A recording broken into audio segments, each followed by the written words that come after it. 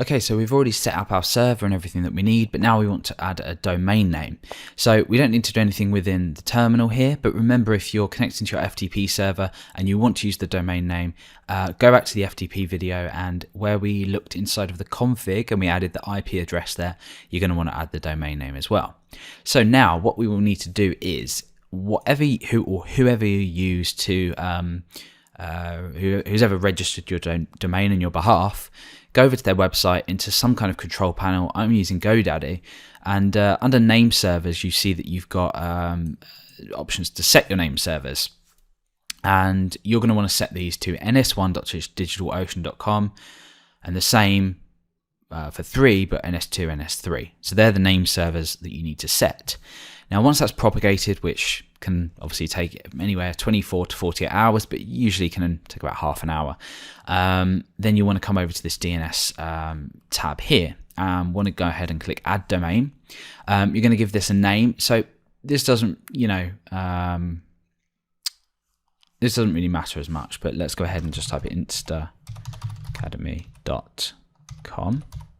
And on the IP address side of stuff, we just need this IP address.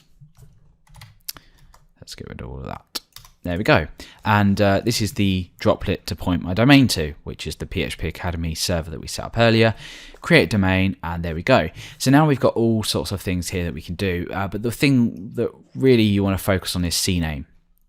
So for example, if you want ftp.something.com to connect to your server, you'd go add a new CNAME, and you'd type in FTP, and you'd do ftp.php academy. You do ftp.instaacademy.com and add a new CNAME record. Actually, no, you wouldn't.